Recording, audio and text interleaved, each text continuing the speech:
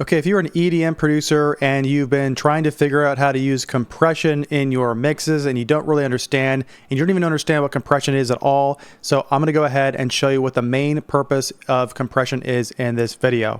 So the main purpose why compression was invented in the first place is to control the dynamic range of a signal. When I say signal, I just mean any sound or recording or whatever that we're working with. So in this case, we have a vocal here. So what I'm going to do is I'm going to play this vocal, and what I will say is that almost 100% of the time, probably 100% of the time, if you're working with a vocal, especially a raw vocal, you're going to have to compress it, especially when it comes to electronic dance music. Vocals are just heavily compressed. That's just the way it is, okay?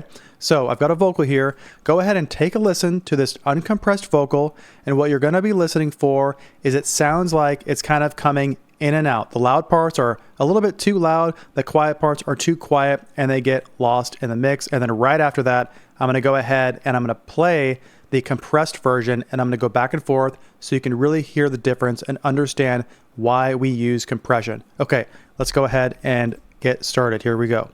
I was sleeping before we met, in the dark and tired.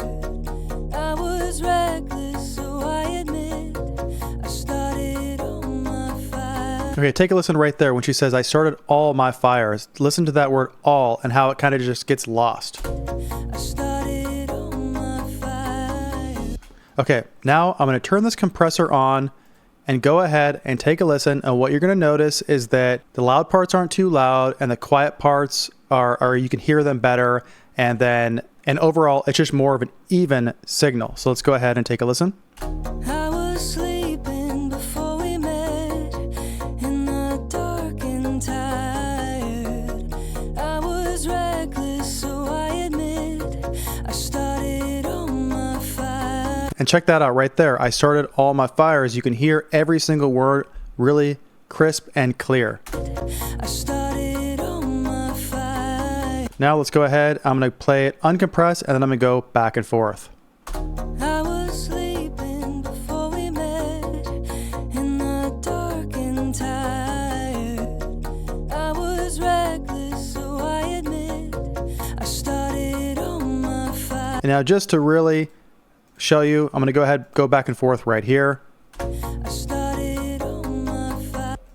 I started on my fire. And now I've done my best to actually match the gain of the original signal to the signal that I've compressed, because when you're compressing, you have a threshold and basically you're turning down the overall volume, and then you have to turn back up the overall volume with makeup gain. And so I've matched them. So what you're hearing is the same volume levels. One is uncompressed, one is compressed.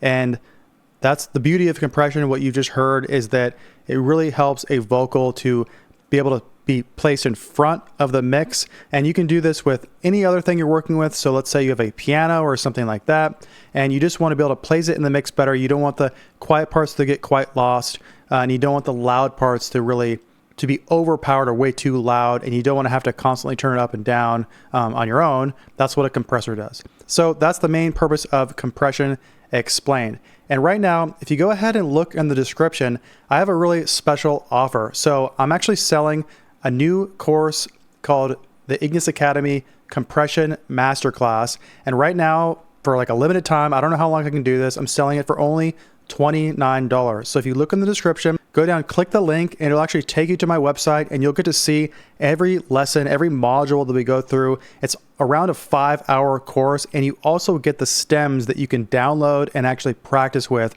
And I swear, I promise you, by the time you get to the end of this course, you'll know when, why, and how to use compression.